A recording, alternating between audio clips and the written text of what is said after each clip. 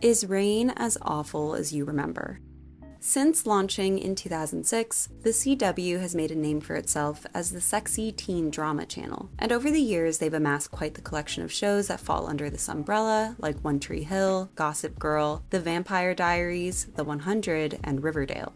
Regardless of their actual plot, these shows all featured similar melodramatic tropes like scandalous affairs, secret identities, shocking betrayals, fake dating, love triangles, and enemies to lovers. As they say, sex sells, and the CW was by no means the only network that leaned into sex-driven storylines, as evidenced by the popularity of shows like True Blood, Greek, Desperate Housewives, Skins, The Secret Life of the American Teenager, and Sex and the City. One of the steamiest shows from this time period was Showtime's The Tudors, which followed the relationships and reign of King Henry VIII. Although it was criticized for its numerous historical inaccuracies, it became one of the most watched series of the 2000s, and it was even credited for bringing the bodice-ripping genre into the mainstream.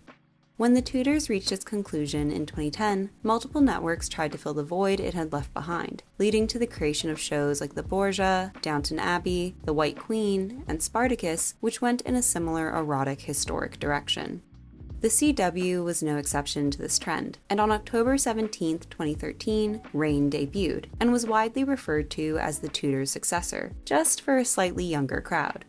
Set in the late 16th century, the series revolved around Mary, Queen of Scots, and became equally loved and loathed for its historical inaccuracies, soap opera-esque storylines, drop-dead gorgeous cast, contemporary soundtrack, and modern costume design.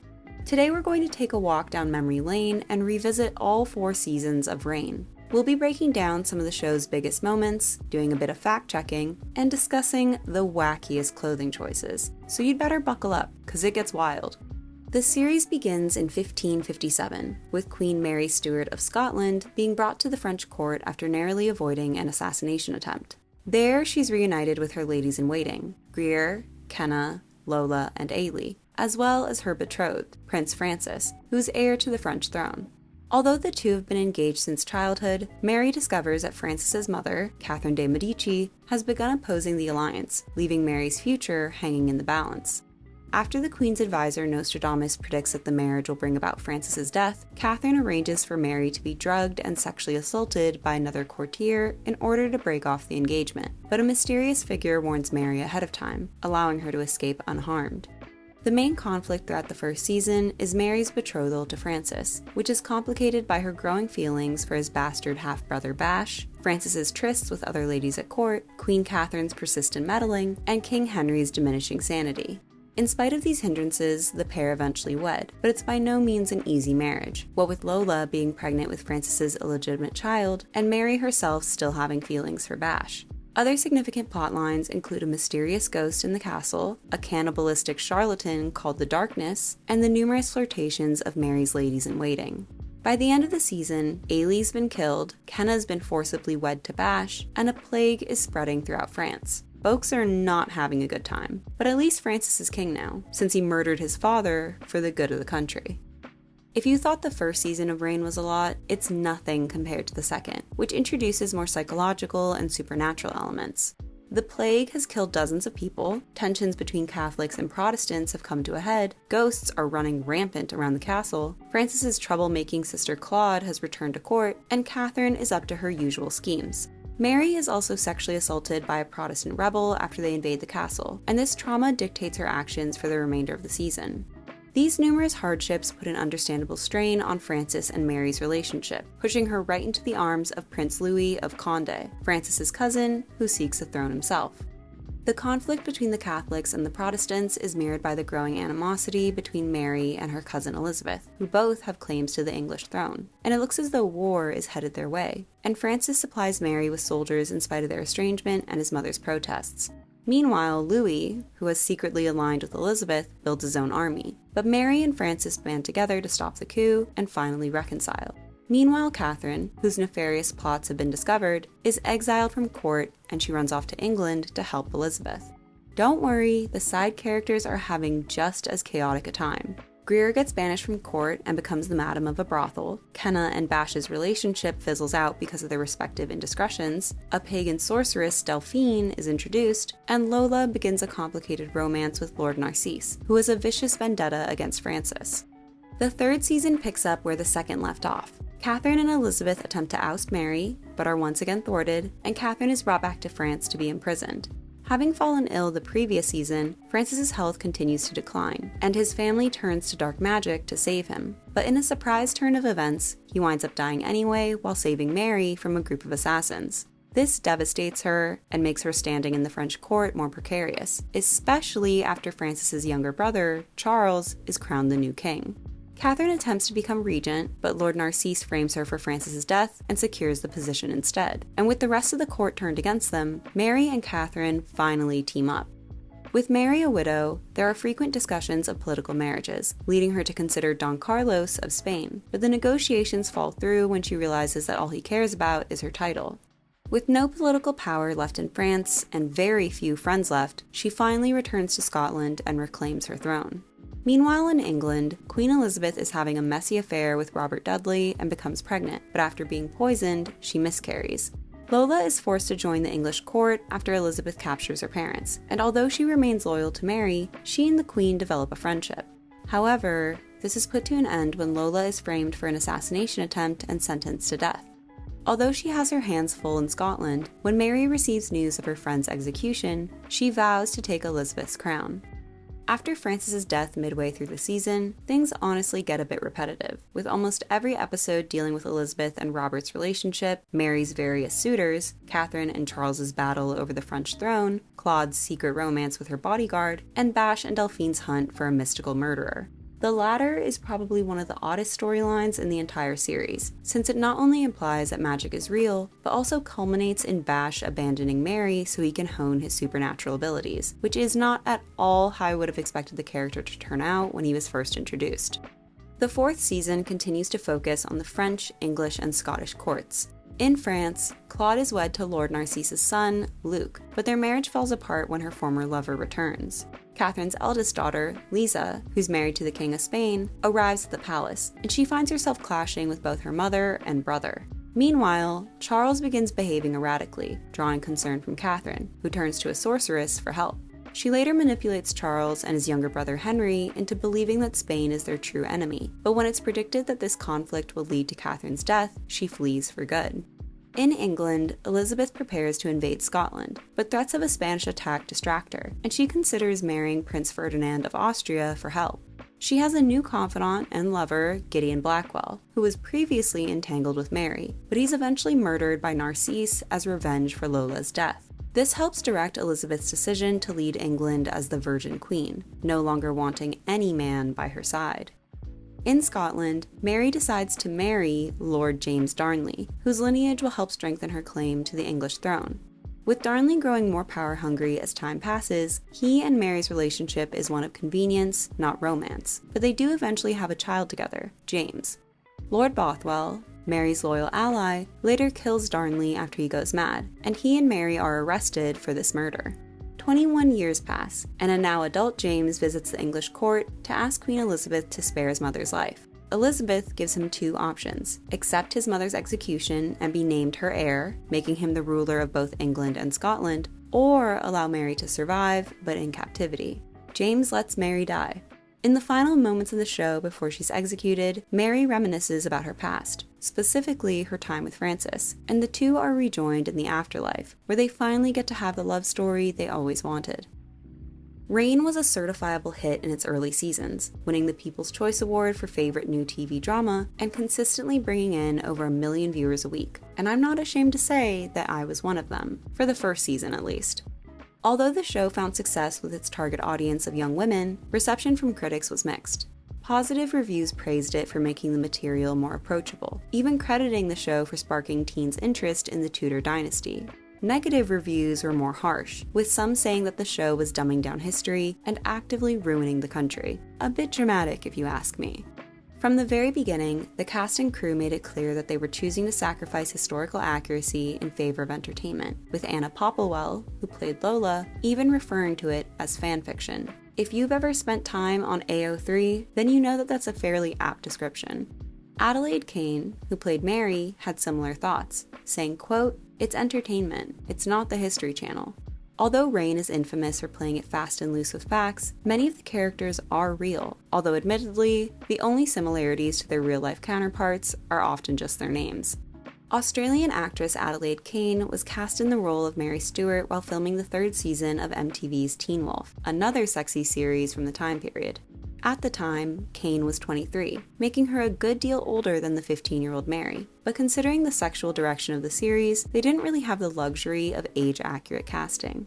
Mary Stuart actually was 15 years old in 1557, one of the few times the series was true to history. But all things considered, it seemed like a weird time for them to be sticklers for authenticity. And I do wonder why they didn't just age up the character, at the very least to 18. But Mary's age in the show is a mess all around, never looking any older even after 30 years have passed. Regardless of what country the characters are from, the show has the actors put on a generically British accent to seem old-timey, which is quite funny in the case of Mary because she actually had a French accent, something most media depictions forget actually. Do you think it might stand with my honour to marry my sister's subject? In real life, Mary was a redhead, but in the series, she's a brunette. This change could have been made for a few reasons. One being an easy way to differentiate her from her arch-nemesis, Elizabeth, who was famously red-haired, while the other might have been to make her more relatable, like Elena Gilbert or Bella Swan, other popular YA icons. The most controversial plotline of the entire series was without a doubt Mary's sexual assault in the 2nd season, which actually prompted the creation of an online petition when the script was leaked a few months before the episode aired. Now, if you watched Gossip Girl, The Vampire Diaries, or Veronica Mars, then you already know that the CW didn't shy away from sexual violence, but it was still a bit jarring for Rain's fairly young audience. Although I personally think that they handled the situation with a surprising amount of care, there's no denying that it was a bit unnecessary, as there's no evidence that the real Mary Stuart was ever assaulted by a random assailant. Random being the key word, as many historians allege that in 1567 she was abducted and assaulted by Lord Bothwell to get her to marry him. Francis is depicted as being roughly the same age as Mary in the show, but in real life he was 2 years younger. But again, I understand the reason for this change, considering a 13-year-old romantic interest wouldn't have worked for the show's intended audience. They give him the classic prince treatment with a six-pack, swordsmanship, and sex appeal, but Francis II was actually quite sickly, dying from an illness at age 16, only 2 years after he and Mary married. That's right, Francis fans, he wasn't strong enough to kill his father in a joust, lead an army into battle, or single-handedly fight off several groups of ruffians. Because he and Mary wed at such an early age, the passionate love affair presented in the TV show is nothing but a fantasy, and some suspect that their marriage may never have been consummated at all. So no one was watching them have sex on their wedding night. In fact, they'd known each other for so long that some said they treated each other more like siblings than spouses. No CW series is complete without a love triangle, and Rain incorporated a familial formula that had seen massive success on The Vampire Diaries. Although King Henry II did have a few illegitimate children, none of them were by his mistress Diane de Poitiers, so Bash simply did not exist. Not that I cared, since I found him to be a much better romantic interest than Francis, in the first season at least. As the most fictional main character, Bash ironically has the most fictional storyline, and I honestly feel like at a certain point, they weren't sure what to do with him, so they just made him go on supernatural adventures. Mary Stuart really did have 4 ladies-in-waiting who accompanied her to France, but there aren't many similarities between them and their Rain counterparts. For one, none of them died while at court. Sorry, Ailey. I found her to be the most boring of Mary's ladies, so her absence didn't really bother me, but I did like how her death marked the end of the other girls' innocence. No more spinning and dancing to folk music for them. If you asked 18-year-old me what the most scandalous plotline in Rain was, I'd answer with Lola and Francis's short-lived relationship. Although I found both of them to be equally guilty of betraying Mary, that sentiment wasn't shared by the majority of the fandom, and Lola was probably one of the most loathed characters in the entire show, to the point that I even saw people rejoicing when she got beheaded in the 3rd season. Her and Francis's tryst seems to be loosely based on the 16th century folk song, Mary Hamilton, which discusses a lady's maid who's put to death after giving birth to the king's child. Now that's not what happened to Lola in the show, but it's similar enough. I feel like Lola got the short end of the stick when it came to romantic interests. Her first love tried to rape her best friend, then her best friend's husband knocked her up, then she marries a man who's pretending to be someone else, and finally her main love interest is probably one of the most manipulative and toxic men in the entire show. And what's worse is he isn't even based on any real person. They just wanted Lola to suffer. Kenna was basically the Samantha Jones of the ladies-in-waiting, hopping from the bed of one courtier to the next. Early on in the series, she becomes King Henry's mistress, but after leaving him when he loses his mind, he forces her to marry Bash, and their relationship is a classic enemies to lovers tale. Although I preferred Bash with Mary, Kenna was a way better option than the other romantic interests they try to pair him up with, so when their relationship soured again, I was actually pretty bummed about it. Unfortunately, Kenna doesn't really evolve very much over the course of the series, which I think has a lot to do with the actress leaving the show for another, so they didn't bother coming up with an interesting way to write her off. She just gets pregnant and runs away, which is a shame because her antics brought some much needed levity to the show. Whether it was planned or not, as each season passed, Mary's ladies-in-waiting diminished one by one, so by the 4th season, only Greer was left. Although she wasn't my favorite of the foursome, I think she has some of the best development, and I like that she stands by Mary through thick and thin. Plus, it's cool to see how she adapts to her fall from grace. Catherine de' Medici is often painted as a villain, and not just in Reign. The Medicis are one of the richest and most powerful families in Florence, so despite not being royalty, Catherine was able to marry into the French court. The first 10 years of her marriage to Henry II were troubled, as she was unable to conceive, but eventually she gave birth to 10 children. The show includes a good deal of them, but her illegitimate daughter, Clarissa, who's one of the antagonists of the first season, is totally made up. During Henry's reign, Catherine effectively had no power, and his mistress Diane actually had more influence over the court. This friction is incorporated into the show, with Diane and Catherine fighting like cats and dogs, but in real life, Catherine never murdered her. Catherine's relationship with Mary was similarly strained, with Catherine viewing the young girl as a threat to her royal line, but it's unlikely that she plotted against her even half as much as she did in the show, although she did essentially kick Mary out of the country the second Francis died. While Reign sees Catherine struggle to control her youngest sons, in real life Charles IX and Henry III were too inept to try to rule, letting their mother do so instead, and she effectively served as both the King and Queen of France from 1560 until her death in 1589. Throughout the show, Catherine is shown to have some level of respect for the occult, first employing Nostradamus, and later Emmanuel to prophesy the future for her. The real Catherine similarly expressed an interest in mystical phenomena, and indeed invited the incredibly controversial Nostradamus to the French court in 1556, which spurred rumors of her being a witch. While she was never formally accused, because that was a real thing people needed to be worried about at the time, the gossip certainly didn't help her diminishing popularity. In the show, Princess Claude's arrival brings with it a lot more sex, which couldn't be further from reality. Obviously, none of the women depicted were taking on dozens of lovers. That just wouldn't have happened in the 1500s. But Claude's fictitious promiscuity is especially egregious considering her real-life counterpart was renowned for her love for her husband and he for her. And the two eventually had 9 children together, with Claude dying giving birth to the 9th at the age of 27. In the show, Claude's wild behavior has ruined her marriage prospects, drawing her mother's ire, and she and Catherine's relationship is so bad that at one point, Catherine almost kills her, although it is somewhat unintentional. In real life, Claude was beloved by all her family, including her mother, and she was widely acknowledged as Catherine's favorite child, which you would never guess from watching the show. Historians still argue about whether or not Elizabeth was actually the Virgin Queen, but she was linked to Robert Dudley from the time she took the throne, and her clear favoritism led to whispers that the two were secretly lovers. The show turns this theoretical romance into a fact, and while the sex might be fiction, Elizabeth's jealousy of other women in Robert's life and her refusal to let him part with her was very real.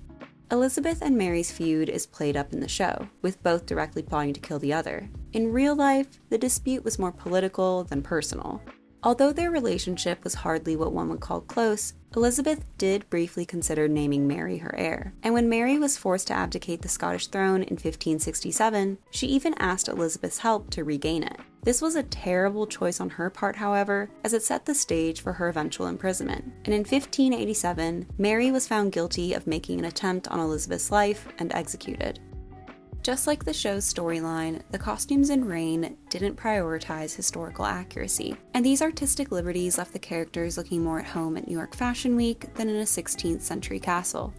If you've been watching this channel for a while, then you'll know that I don't mind these sorts of anachronisms since they're usually used to set tone, highlight the characters' personalities, create contemporary associations, and appeal to modern audiences. But I will admit that at times, Reign takes it a bit too far.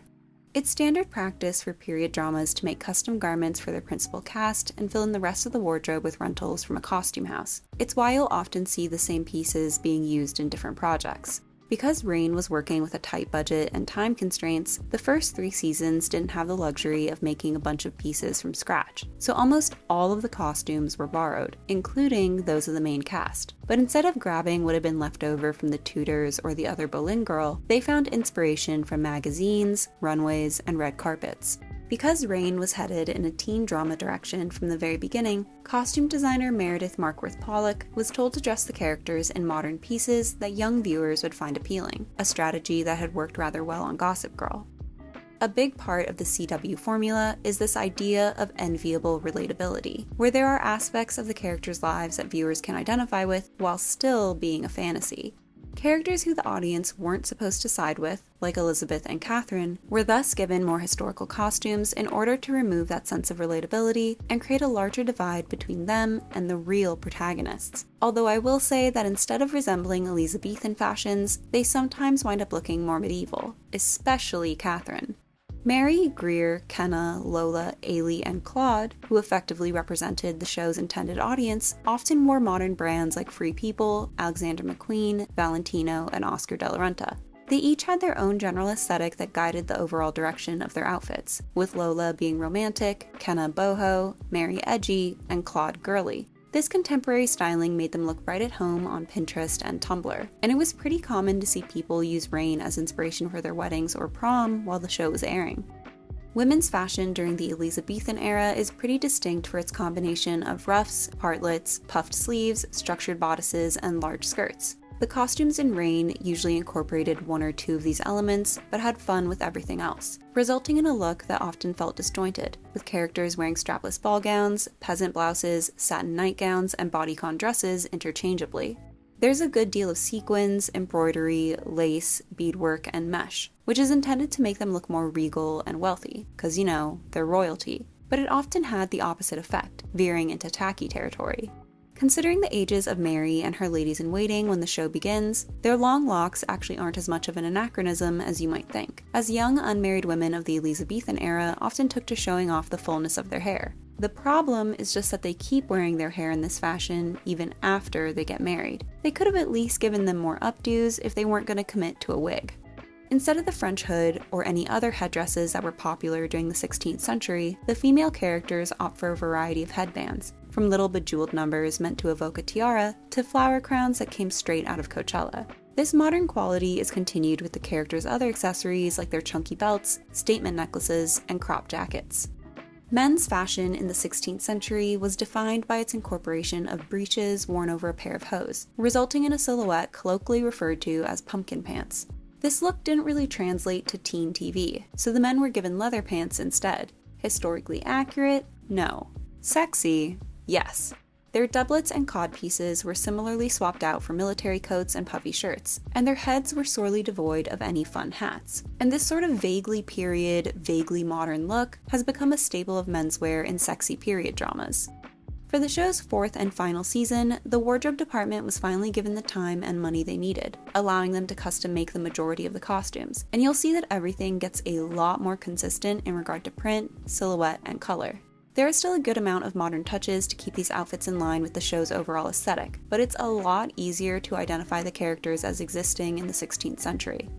I feel like the outfits in Reign can be divided into 4 very distinct but different categories: blatantly modern and bad, blatantly modern and good, vaguely historical and bad, or vaguely historical and good.